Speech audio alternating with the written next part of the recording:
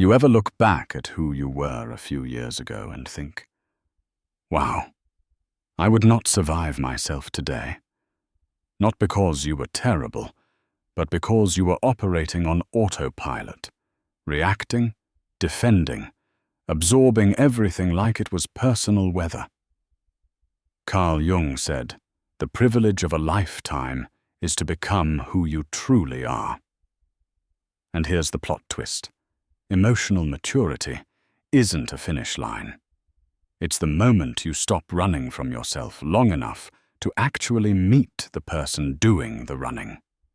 Maybe you've noticed it in tiny moments, like when someone challenges you and instead of exploding or shrinking, you suddenly hear yourself asking questions, or when a problem shows up and the panic doesn't arrive with it. That's not you losing emotion. That's you gaining authority over it. Another Jung one for you. What you resist not only persists, but will grow in size. Most of us spend years resisting discomfort, accountability, honest conversations, not realizing we're feeding the very immaturity we want to escape. Growth begins when you stop treating those moments like enemies and start treating them like mirrors. So if you've been feeling this weird internal upgrade happening, like your old emotional habits are uninstalling themselves without asking permission, you're not glitching. You're evolving. And today, I'm giving you 6 signs to prove it. These aren't feel-good checkboxes. These are behavioral shifts, the kind that sneak in quietly and then show up loudly when life tries to pull the old you back out of retirement. So stick with me, because by the end of this, you might not just recognize your growth, you might finally understand it. Sign 1.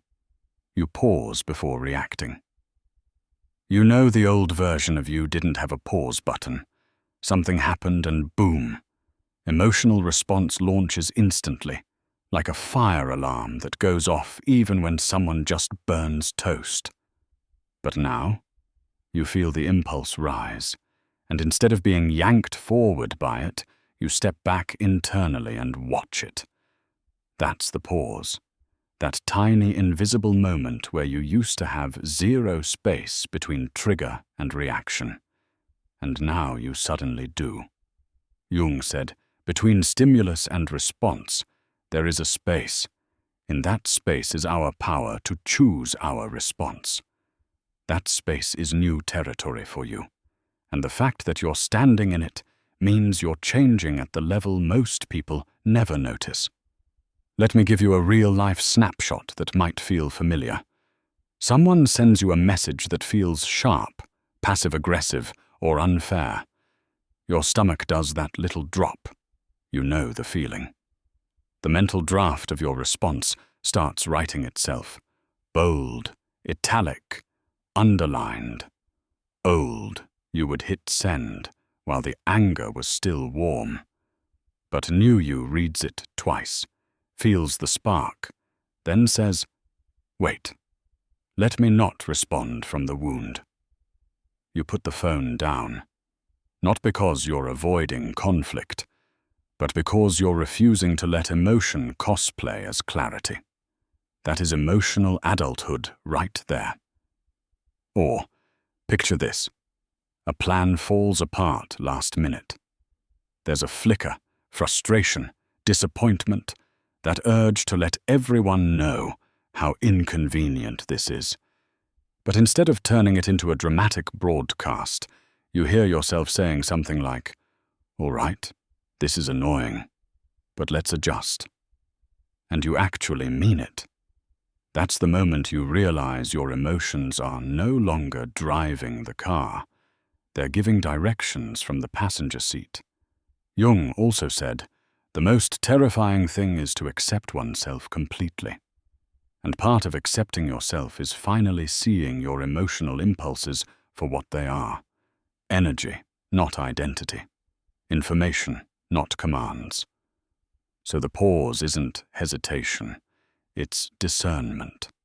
It's you saying, I'm in charge of what I do with this feeling, not the other way around. And here's the kicker. Emotional maturity doesn't mean you stop feeling the heat. It means you stop letting the heat write the policy. You can feel anger without handing it the microphone.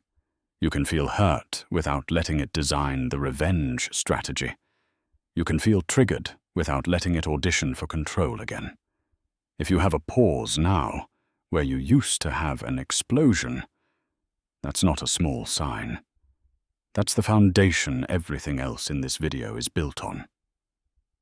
So if sign 1 is the moment you notice the pause, sign 2 is the moment you realize why the pause matters. Because you're no longer just controlling your reactions. You're rewriting the story that used to justify them. Sign 2. You stop blaming your past for your present. This one is huge, and Jung didn't sugarcoat it. He said, "I am not what happened to me. I am what I choose to become." Read that again in your mind. Not what happened, what you choose. That's the pivot point. Here's how you know this shift is happening in you. Something goes wrong. Maybe a project collapses, a conversation derails, or a pattern you've carried for years shows up again. The old script sounded like, "Well, this is just how I was raised," or "This is just my personality," or the ultimate emotional escape hatch. "You don't get it. This is because of what I've been through." Those sentences feel explanatory. They feel justified. They even feel true sometimes. But they're not empowering. They're identity traps. And maturity begins when you realize explanations can become cages if you live in them too long. New you doesn't do that anymore. Now, when the same situation shows up, your internal voice sounds more like, "Okay, this is an old pattern, I can see its fingerprints, but I don't have to sign my name on it anymore." That's not denial. That's not avoidance. That's responsibility without self-punishment. You're finally treating your history like context, not command. Another Jung quote that hits the target dead center. Neurosis is always a substitute for legitimate suffering. Meaning, sometimes blaming the past isn't about the past at all. It's about dodging the discomfort of changing in the present. Legitimate suffering isn't the wound itself. It's the effort it takes to heal it without outsourcing the responsibility. You miss a deadline. Instead of spiraling into, "I can't help it, I've always been pulled at time management," you feel the discomfort and say, "I didn't manage that well. I need a better system." Then you actually build one. That is maturity upgrading your behavior, not defending your identity. Or this. Someone points out something you did that created friction. Old you would immediately search the archives for childhood evidence to justify the behavior. New you doesn't dig for evidence. You sit in the discomfort and say, "Yeah, that's on me. I'm working on that." And you don't say it like a victim or a villain. You say it like a person evolving in real time. That is the core of Jung's idea of individuation. Not becoming perfect, not becoming detached, but becoming conscious enough to stop outsourcing your power to your origin story. Maturity doesn't erase your past. It just stops letting your past negotiate on behalf of your future. When you reach the point where you no longer say, "This is because of what happened to me," and instead say, "This is what I'm choosing to change," you're not just emotionally mature, you're emotionally sovereign. Sign 3.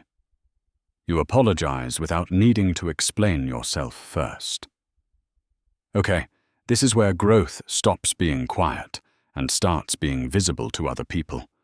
Because the old version of you didn't apologize, at least not cleanly. You apologized loudly, or late, or with footnotes. You know what I mean. The kind of apology that sounded like, "Sorry, but you have to understand why I did it." Which isn't really an apology. It's a negotiation wearing an apology costume. But now, something shifts. You say, "I'm sorry," and there's no essay attached, no defense strategy, no emotional terms and conditions, no expectation that the other person validates your reasoning before you take responsibility. And that is rare air, by the way. Jung said, mistakes are, after all, the foundations of truth. Meaning, owning your missteps isn't a flaw in your development. It's proof that truth matters to you more than image now. You snap at someone during a stressful moment. 5 years ago, your brain would have immediately assembled a legal defense. Evidence, motive, character witnesses. A full case for why the snap was justified. Today, you catch yourself faster. You walk back in, no theatrics, and say, "That wasn't fair, I'm sorry." Period. No elaboration, no expectation that the apology earns you instant forgiveness. Just honesty, delivered without self-rescue tactics. That is maturity. Or this situation, you drop the ball on a commitment. Old, you would apologize by drowning in self-criticism, making the other person comfort you instead. New you doesn't collapse into shame or inflate into justification. You say, "I didn't handle that well. I'm sorry." Then you focus on repairing trust through action, not emotional performance. Jung also said, the most intense conflicts, if overcome, leave behind a sense of security and calm that is not easily disturbed. That's the key here. You're no longer afraid of the tension that follows an apology. You don't need to sprint to emotional resolution. You can stand in accountability without demanding emotional closure immediately. Because maturity realizes an apology is not a transaction, it is a statement of self-awareness. It's you saying, "I can hold the truth of what I did without needing to dilute it to make myself feel okay." And here's the real psychological glow-up. You don't apologize to be right again. You apologize because being real matters more than being right. When you can deliver responsibility without defense, regret without performance, honesty without self-collapse, you're not just emotionally mature, you're emotionally trustworthy. And most people will never tell you this directly. But that version of you, that's the version people feel safe around. Sign 4. You let people misunderstand you sometimes. This sign is sneaky because it doesn't show up as something you do. It shows up as something you finally stop doing. You stop correcting every assumption. You stop defending every misread. You stop exhausting yourself, trying to manage how other people interpret you. And honestly, that shift feels like someone lifted a backpack you forgot you were carrying. Jung said, "The shoe that fits one person pinches another." There is no recipe for living that suits all cases. In other words, people will filter you through their own size, their own past, their own internal world. And maturity begins when you stop trying to tailor yourself to every lens in the room. Someone says something like, "You're too intense." Old, you would immediately rush to edit your personality, explain your intentions, or prove that intensity is actually passion, or depth, or misunderstood brilliance. New you pauses and thinks, maybe that's just their experience of me. Then you let it stand, not out of surrender, but out of self-possession. Another situation. A rumor or assumption floats your way that misrepresents you. Years ago, you would have declared emotional martial law, clearing the air, gathering facts, launching rebuttals, trying to surgically remove the misunderstanding from existence. Today, you realize something new. Not every narrative about you deserves your energy. Not every misconception needs your correction. Not every mind needs to understand you for you to remain whole. Jung also said, "We cannot change anything until we accept it." And part of accepting yourself is accepting that you will sometimes be interpreted incorrectly, not because you failed to communicate, but because interpretation is a co-creation, not a delivery service. Maturity doesn't make you passive, it just makes you selective. You choose clarity when it builds connection. You choose silence when it builds self-respect. Because you've learned the difference between "I want to be understood" and "I need to be understood." And when you no longer need everyone to read you correctly, that's not emotional detachment. That's emotional freedom. You're finally letting people have their perspective without letting it rewrite your self-worth. And that is what growing up internally actually feels like. Sign 5. You feel your feelings without needing them to be the main event. All right, let's talk about emotional drama. Not the movie genre, the old you genre. There was a time when a feeling didn't just move through you. It announced itself. Frustration came with a press release. Disappointment came with background music. Irritation came with subtitles and a director's commentary. But now, something's different. You still feel deeply, fully, legitimately. But you don't need the world to stop spinning so your emotions can take center stage. You don't inflate them to be taken seriously, and you don't suppress them to look composed. You just experience them, name them internally, and let them pass through like data, not identity. Jung said, "Emotion is the chief source of consciousness. There is no change from darkness to light or from inertia to movement without emotion." Notice what he didn't say. He didn't say emotion needs to run the show. He said emotion wakes you up. And that's exactly what's happening now. Your emotions are no longer controlling you. They're informing you. You get hit with criticism. Not destructive, not catastrophic, just the kind that used to feel like a personal system crash. Years ago, you would have responded in one of two modes: overreaction mode, making the feeling loud enough to feel powerful; shutdown mode, swallowing the feeling until it fermented internally. Now, you feel the sting, maybe even the heat. But instead of saying, "How do I respond to this feeling?" you're asking something new. What is this feeling trying to tell me? That is the shift. Or this one. You're disappointed because something you cared about didn't work out. The old version of you would have either drowned in the feeling or turned it into a defining chapter titled, "Why Nothing Ever Works for Me." The new version of you feels it and thinks, "Yeah, this hurts, and it makes sense that it hurts." No exaggeration, no self-story spiral, just honesty without amplification. Because maturity realizes emotion is real, but it's not permanent. Emotion is important, but it's not absolute. Emotion is transformative, but it doesn't need an audience. Another Jung line that fits here: the pendulum of the mind oscillates between sense and nonsense, not between right and wrong. And emotional immaturity often lives in that nonsense swing, where feelings try to impersonate truth, intensity tries to impersonate depth, and reaction tries to impersonate resolution. You're not on that pendulum anymore.